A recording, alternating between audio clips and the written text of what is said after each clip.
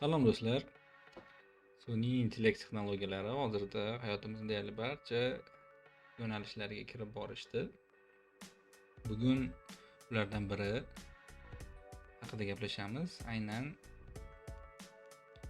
Gamma AI dasturi haqida.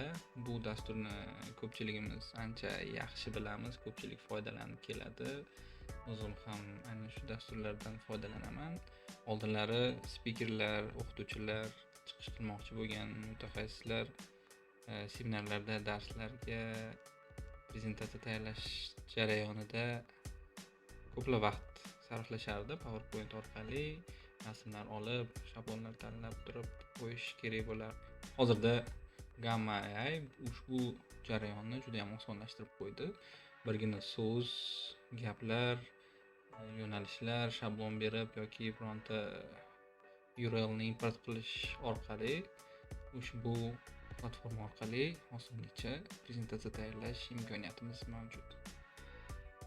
Ko'pchilik shundan foydalanyapti, o'zim ham foydalanyapman. Aynan bepul beriladigan kreditlar orqali prezentatsiyalar yasalyapti. Ular soni cheklangan va ular bepul paketi orqali yasalgan prezentatsiyalarni PowerPoint formatida kopiya qilib olsangiz, import qilib olsangiz, o'zingizni kompyuteringizga tortib olganingizda o'ng burchak pastki tarafda Gamma dasturini watermark водяной znaki paydo bo'lib qoladi.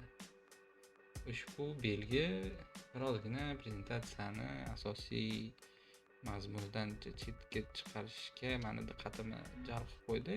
O'tirgan, kuzatib borayotgan tinglovchilar, tomoshabinlar, o'quvchilar uchun ushbu belgi xuddiki prezentatsiyani sun'iy tayyorladi degan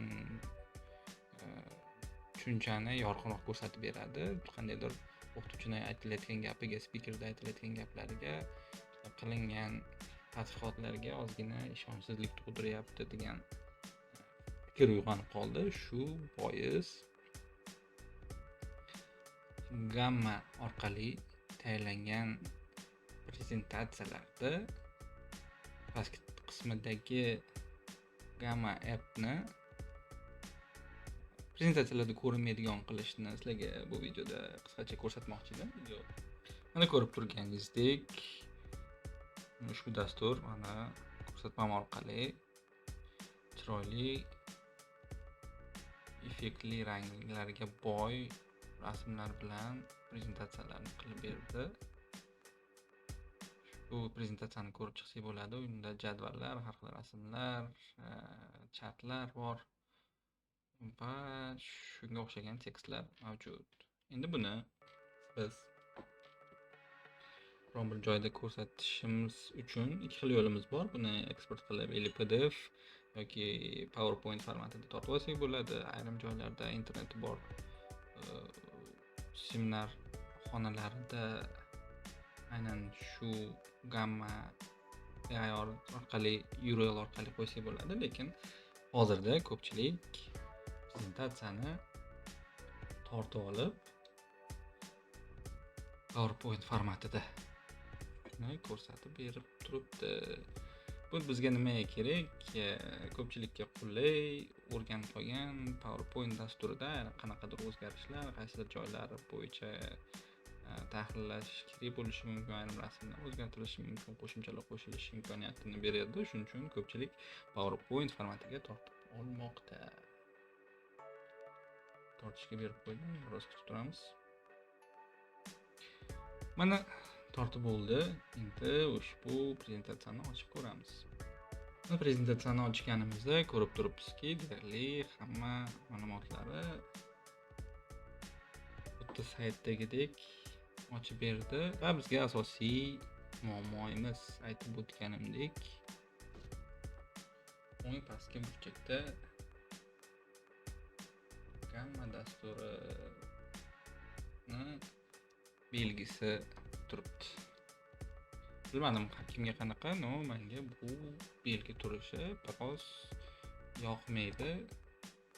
uni o'chirib tashlash harakatida doim bo'laman, lekin ustiga bosganimizda qandaydir belgilab turib delete deb bosaman desa uni imkoniyati chiqmaydi. Buni dasturiy tomonidan ichkariga qandaydir rasm qilib o'rnatib qo'yishgan. Lekin bizga ushbu dasturning o'zi podskaska beryapti. Bu joyda qarasak, shu belgi yo'q. Negaki bu yerda rasm turibdi, u rasm bu joyni bekitib qo'ygan. Ushbu taktikadan biz ham foydalanamiz va keyingi harakat qilishimiz kerak bo'ladi. Bizga vstavka menusida figurada o'ziga mosroq to'g'ri kelgan figurani tanlaymiz. Menga ko'proq burchaklari yumaloqlashtirilgan burchak yoqadi. Mana bu rasmga yaqinligi sababli va maksimal darajada ushbu watermarkni yopmaydigan qilib shaklda narsa chizamiz. Hech qanday o'zgarish bo'lmadi, navarot bekitib qo'yildi deb hisoblasanglar hali ish tugagani yo'q. Buni belgilaymizda bu joyda pipetkani bosamiz va fondagi rangni belgilaymiz. Konturni belgiladik va undan keyin figurani o'zini ham belgilaymiz. Qarabsizki, ushbu belgi unchalik ko'rinmaydi. Xuddi shu harakatni har bitta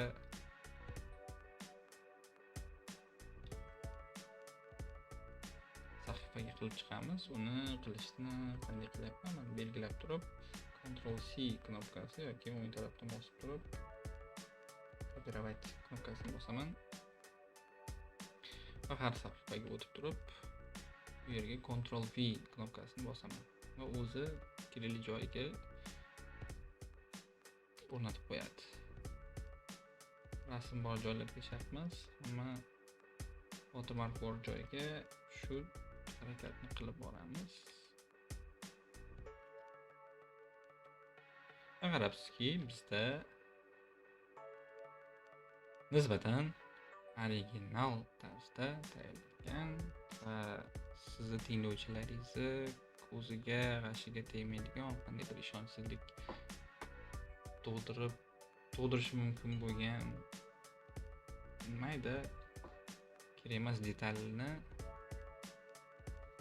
to'g'irlab qo'ydik deb hisoblayman. Unchalik qiyin masala emas, oddiygina mana figurani yasadik.